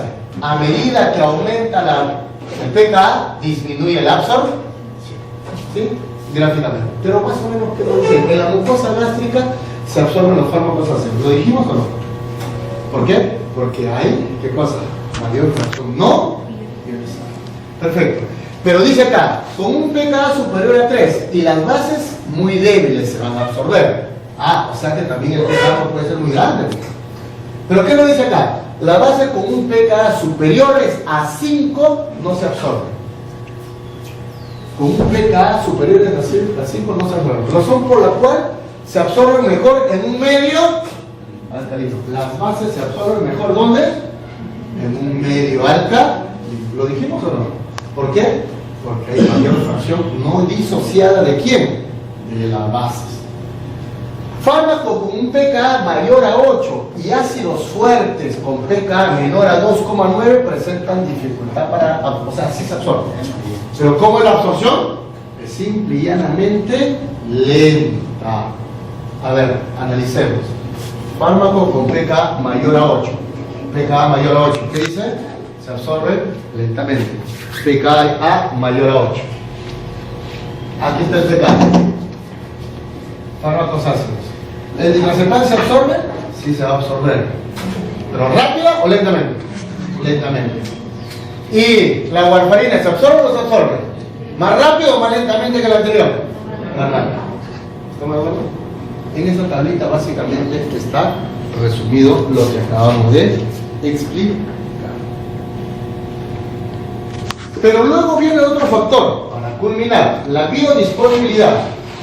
Habíamos mencionado que la biodisponibilidad es aquella que representa la cantidad de principio activo en forma inalterada en la circulación y que es uno de los requisitos indispensables para llevar a cabo procesos o estudios de bioequivalencia. Siempre. Resulta que la biodisponibilidad oscila desde 0 hasta 100%. ¿Y de quién depende? Fundamentalmente de la forma farmacéutica. ¿Y la forma farmacéutica de qué depende? De la bioquímica. ¿Está de acuerdo? O de 0 a 1, salvo que 100% es 1. ¿Cuál es la forma farmacéutica cuya biodisponibilidad, que también se representa en algunos casos con la letra F? Si la letra F es 1, significa que ¿cuánto de biodisponibilidad tiene? 100%. ¿Cuál es la vía de administración? La endovenosa, o sea, la administración intravascular. Sin embargo, todas las demás tienen, a ver, una biodisponibilidad menor a 1 o una biodisponibilidad mayor a 1. ¿Qué tienen? Todas las demás, la intramuscular, la sublingual, la oral. ¿Menor a 1 o mayor a 1? Mayor, dice el caballero. ¿Qué opinan?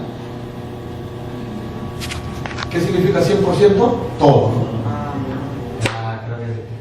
¿Menor a 1 o mayor a 1? Menor, o sea, nunca se llegará a la circulación del 100%. Claro, tú tomas una tableta, ¿acaso la totalidad del principio activo llegará a la sangre? Nunca. Entonces, ¿eso qué significa? Que los fármacos de administración extravascular tienen una biodisponibilidad, pero inferior a 1, o menor a ¿cuánto? Al 100%. ¿Estamos de acuerdo? ¿Pero de qué depende? Que ellas que se administran por vía extravascular no van a tener una absorción completa, siendo el principal representativo ¿quién? Todo lo que se administra por vía oral. ¿Que va acompañado con quién? Con el metabolismo de primer paso. ¿Recuerdan que alguna vez dijimos? Hay fármacos que primero ¿a dónde se van? Y luego ¿a dónde? ¿Cuánto será su biodisponibilidad? Menor a 100. Pero aquellos fármacos que van directamente al órgano blanco y después al hígado, ¿cuánto será su biodisponibilidad? ¿De qué vía estamos hablando? De la endovenosa. Si la endovenosa tiene una biodisponibilidad del 100%, la biodisponibilidad de la subcutánea, la biodisponibilidad de la intramuscular y la biodisponibilidad de la oral, ¿quién le seguiría en orden? Él es el que tiene mayor biodisponibilidad. ¿A, B o C? ¿A, B o C? ¿Quién? La B, muy bien. ¿Quién le sigue? La C. La oral. A. ¿Quién le sigue? Y si le agregamos la biodisponibilidad de una tableta sublingual, ¿en qué orden sería? ¿Dónde se encontraría la sublingual? Primero. Segundo. Tercero. Estaría después de él, ¿no? Ahí está. ¿De qué depende? De la cantidad de principio activo que llega a la sangre. Todos llegan a la sangre. Todos producen sus efectos. ¿De acuerdo? ¿Y de quién depende? De esos niveles. ¿Quién será más tóxico? ¿No? De que llegue en mayor cantidad. ¿Y quién será, entre comillas, más seguro? ¿Pero solo depende de eso? No. ¿De qué depende? Del grado de ionización. Pues lógico, ya lo dijimos. ¿No es cierto que hay fármacos que por vía oral dosis tan pequeñas te pueden matar? ¿Sabes cuál? Alguna vez lo mencionamos, la dioxina. Es de estrecho margen terapéutico. ¿Qué significa? Que no se pueden tomar dos dosis. ¿Por qué? Porque alcanza una biodisponibilidad tan grande que te puede generar una arritmia cardíaca hasta generar paro cardíaco. Entonces, conclusión. Todos los fármacos que pasan por el hígado a partir de ahora, ¿cómo se llaman? Metabolismo de primer paso o efecto de primer paso. Lo que no significa que los que se administran por vía endovenosa no pasen, ¿eh? También pasan, pero pasan después. ¿Ok? Porque si no pasara, el fármaco siempre estaría elevado en la sangre. Y eso puede ser muy feo.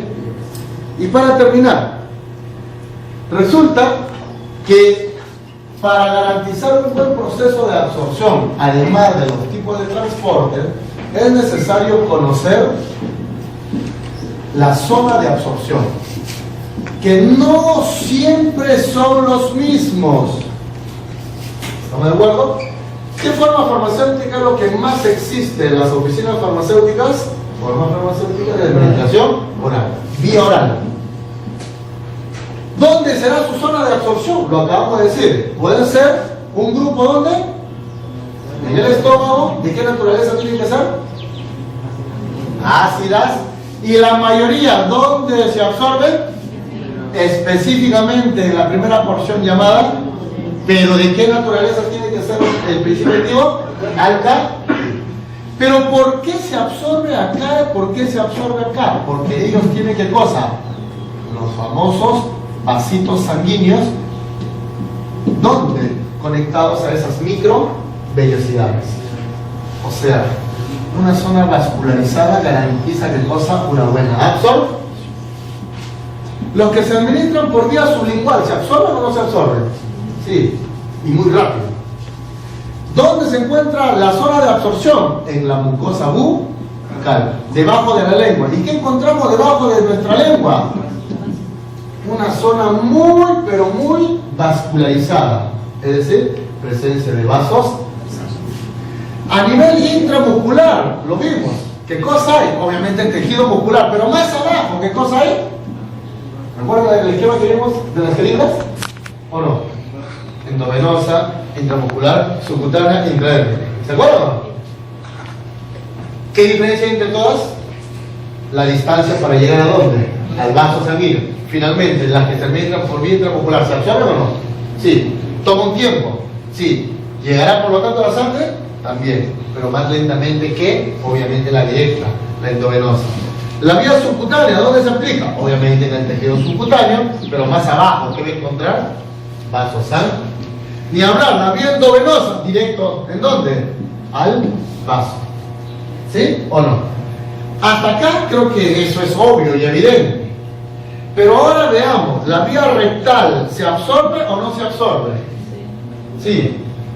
No. Esto sí o sí se absorbe. En cambio acá, ¿de qué depende? Del principio activo.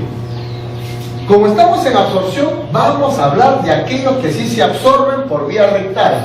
Estamos hablando de qué formas farmacéuticas, obviamente. Supositorios. Pero para que se absorban, ¿de qué tipo de acciones? Estamos aplicando lo aprendido. Un ejemplo, ¿existe metamizol o no en supositorio? ¿Se deben o no se deben de absorber? Sí, se deben de absorber. ¿Existe o no supositorio de paracetamol? ¿Se deben o no se deben de absorber? ¿Existe o no, y lo dijimos, supositorio de glicerina? Sí, ya sabía. ¿Se deben o no se deben de absorber? No, entonces, depende de quién. Del principio activo. ¿Estamos de acuerdo? Pero la pregunta será, ¿por qué por vía rectal se absorbe? Porque hay una zona muy vascularizada, ¿estamos de acuerdo? En la mucosa rectal. ¿Y qué encontramos ahí? Vasos sanguíneos. Por vía vaginal, ¿ya lo explicamos o no? ¿Se absorbe o no se absorbe? Depende, ¿no? Si es el espermicida, nunca. ¿Y si son hormonas? Sí. ¿Y por qué? Porque está la mucosa vaginal y ¿qué encontramos? Vasos sanguíneos. Por vía inhalatoria, ¿se absorben o no se absorben? Depende. Si son anestésicos generales, sí. Porque llegan a dónde? A nivel pulmonar. Y ahí qué cosa hay? Vasos sanguíneos enormes. ¿Sí o no? Sin embargo, del salbutamol hemos dicho, la absorción ¿cómo es? Mínima. Pero esa absorción no es el responsable del efecto, ¿no? Porque el efecto loco. La que se aplican dérmicamente, ¿se absorben o no se absorben? Dérmicamente. ¿Se absorben o no se absorben? No, dice el caballero. Local, no, dice. Local, no. ¿Qué opinas? Depende del principio activo. Si son parches transdérmicos, sí se tienen que absorber. Esta chica puede colocárselo aquí en el hombro, el parche. Pregunta, ¿ahí actúa el parche? O sea, ¿el principio activo del parche? No. ¿Dónde tiene que actuar? En la ovulación. Por lo tanto, ¿tiene que absorberse? Sí. ¿Estamos de acuerdo? Entonces, ¿cuál es el requisito indispensable para garantizar o no una buena absorción? La vascularización. Pero solo depende de la vascularización. No. Por ejemplo, los cosméticos. Las chicas que se echan toneladas de cosas en la cara, ¿se absorben o no se absorben? No. ¿Por qué? Por ejemplo, ¿se echan qué cosa? Base, Polvo. cemento. ¿Qué más? No, perdón, ¿cómo se llama? Polvo. ¿Qué más? Polvo. Ya. Polvo. ¿Se absorbe o no se absorbe? No se debe de absorber. Claro, solamente es para verte bien, no necesitan llegar a la sangre. El labial, ¿debe de absorberse o no? No. Pero los componentes que la tengan sí pueden absorberse. Por eso un labial que cuesta 70 soles versus uno que cuesta la docena un sol, en donde habrá mayor posibilidad de toxicidad. ¿Por qué? Por los componentes que tiene. Lo has hecho muy bien. ¿Me dejo entenderlo? ¿Y quién es el más afectado? Nosotros. Ya. Por la piel también se absorben determinadas sustancias. Uno de ellos es el plomo, por ejemplo, ¿no? Es por eso que no hacen campaña de IGESA en Navidad con los juguetes. ¿Y qué controlan ellos? ¿Costos? No. Que tiene relación al final, ¿no? ¿Cuánto está este juguete? Un solo. ¿Y qué le hacen? Análisis, bueno. ¿Y qué determinan? Presencia de plomo, por ejemplo. ¿Sí o no? Pero he visto que hay juguetes que cuestan 70, 80 dólares. ¿Y quiénes son los que compran?